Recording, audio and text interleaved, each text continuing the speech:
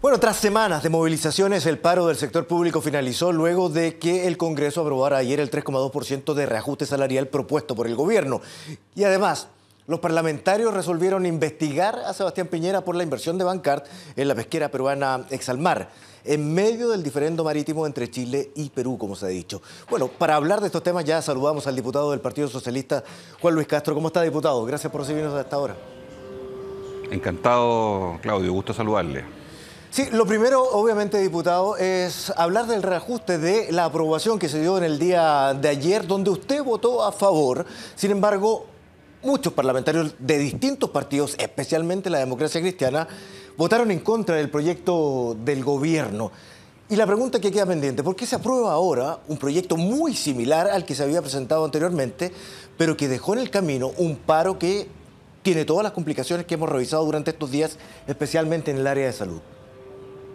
Yo creo que hubo un error muy profundo en la estrategia de negociación que instaló el comité político, porque en la práctica en estas 3 semanas no fue posible tener claridad de parte de ellos respecto de cómo se iba a navegar en un escenario en que siempre, a pesar de no llegar a acuerdos previos, se pueden mejorar las cifras en el medio de la tramitación.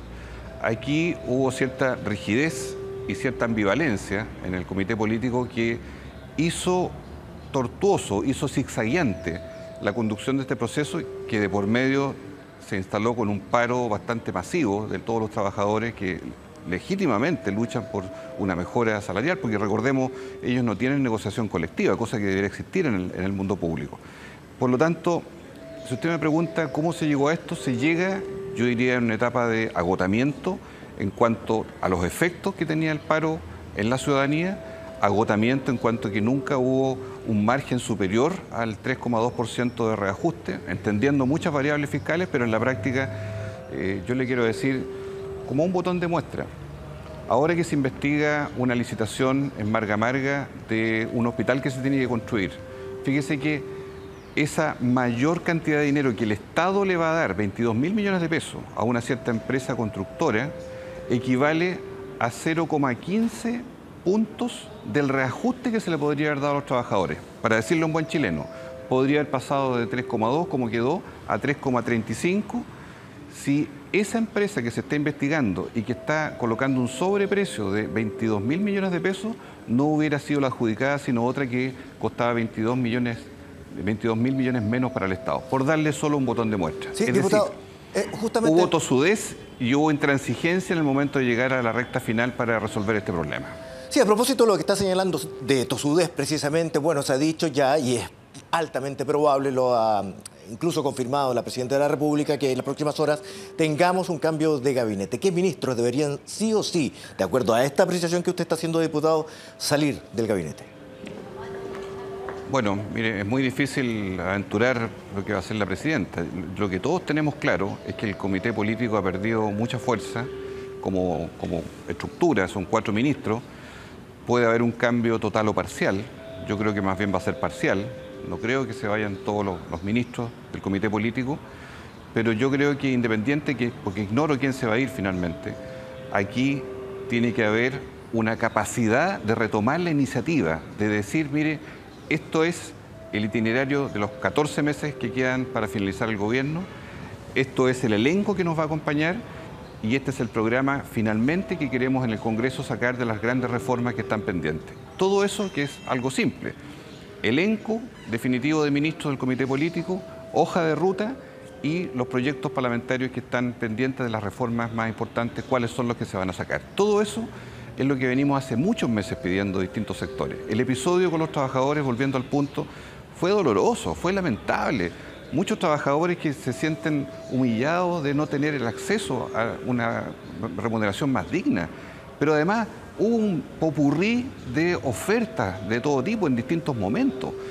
Nosotros incluso hasta el día previo a la votación, o sea, hasta el día martes, tuvimos reuniones con los máximos ministros y no había claridad respecto a cómo se iba a resolver finalmente, ya sea con un 0,1 más en el reajuste o mejorando más los bonos. Se optó por lo último. Nosotros estábamos en una encrucijada muy difícil y por eso, entendiendo la situación que hemos vivido, nunca más debiera volver en nuestro país a darse una negociación tan tormentosa como la que vivimos en estos días. Sí, diputado, eso es en el gobierno, pero en la nueva mayoría también hubo un camino muy tortuoso, con acusaciones Sí. entre la democracia cristiana y el Partido Comunista especialmente. Ayer se abstiene toda la bancada del Partido Comunista, pero hay 8 diputados, tengo entendido, de la democracia cristiana que votan en contra del proyecto, así como hubo diputados también en los otros partidos, pero esos son los hechos más referenciales de esta crisis al interior. El ministro del Interior señaló que podía salir fortalecida la nueva mayoría de este episodio. ¿Usted comparte ese juicio? Bueno, a lo mejor hay más deseo que realidad tal vez en esas palabras. Yo lo que observo es que después de la elección municipal, estamos completando un mes, hemos vivido casi la tormenta perfecta, que es el nombre de una película, pero aquí aterrizado al Congreso Nacional, donde hemos tenido todo tipo de fricciones y de desavenencias que han colocado en un pie forzado a la nueva mayoría. Porque además de eso, hay mucho ajuste de cuentas, de endosarse responsabilidades en uno u otro sentido. Esta pelea que hubo de la democracia cristiana, primero con el gobierno, luego el Partido Comunista con el gobierno, luego entre ambos, entre la DC y el Partido Comunista, si usted me pregunta, ¿esto se acabó? Yo no le puedo decir si se acabó o se va a reeditar de nuevo o va a haber más conflictividades. ¿Por qué? Porque en un sistema como el nuestro, el presidencialismo es tan fuerte que si no hay un ordenamiento desde la moneda hacia abajo y hacia los partidos políticos, se siguen replicando las diferencias que pueden existir incluso al interior del propio gobierno. Sí le digo que el resultado de lo que tuvimos ahora en estos días fue casi por agotamiento que se llegó a la persuasión entre todos de que teníamos que respaldar y apoyar una salida al conflicto, más que sentirnos conformes con la cifra del 3,2% que parecía palabra sagrada, palabra bíblica, por decirlo así, porque aparece increíble que después de tanto tiempo de vivir año a año los reajustes, se rigidice a tal extremo una situación como esta. Diputado, lo tengo que cambiar de tema y como es usted miembro de la comisión investigadora de los negocios de Bancar en el Perú durante la presidencia del expresidente Sebastián Piñera, ¿qué le parecen las declaraciones del canciller que se han interpretado como un respaldo a su accionar? Pero me da la impresión que se refieren solamente a la defensa de la soberanía y no a los negocios específicamente. Bueno, los miembros de la comisión investigadora todavía no se han definido, vamos a conversarlo la próxima semana. Sí propiciamos decididamente hacer esta comisión. ¿Por qué? Porque lo que buscamos no es salir a clarificar si el presidente Piñera defendió plenamente o no la soberanía de Chile, que todos entendemos que así lo hizo cuando fue presidente de la República en el litigio con Perú. Lo que estamos investigando es otra cosa, es si en la vinculación económica que había de una empresa relacionada se transgredió o no aspectos tributarios, y por eso el Servicio de Impuestos Internos tendrá que dar su palabra, y se transgredió o no aspectos que tengan que ver con los valores y seguros involucrados, por lo cual la superintendencia del rubro tendrá que pronunciarse.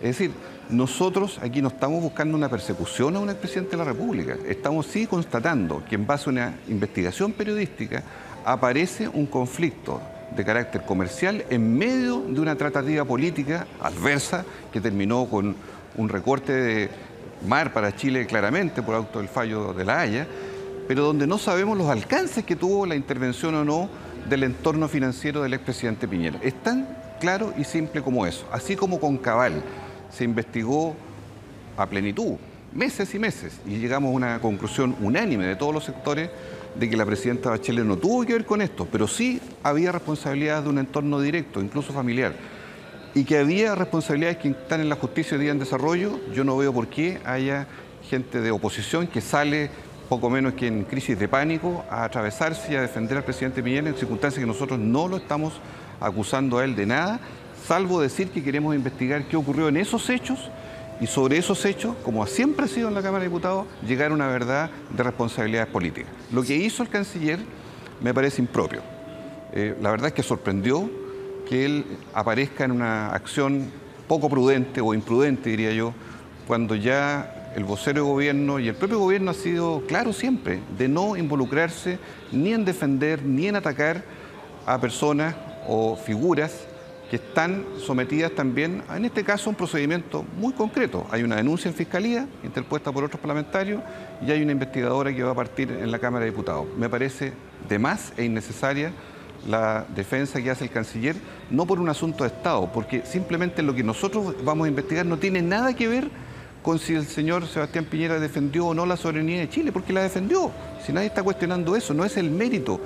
Aquí lo que importa, desde nuestro punto de vista, es la relación negocio-política, y si ese negocio de la empresa Bancar, relacionada al expresidente, y Examar, otra empresa pesquera peruana que tiene altas cuotas de pesca, en un momento en que Chile pierde territorio marítimo, tuvo o no que ver exactamente con una relación clara o no clara o poco transparente de la actividad política cuando se era gobernante frente a un negocio comercial concreto.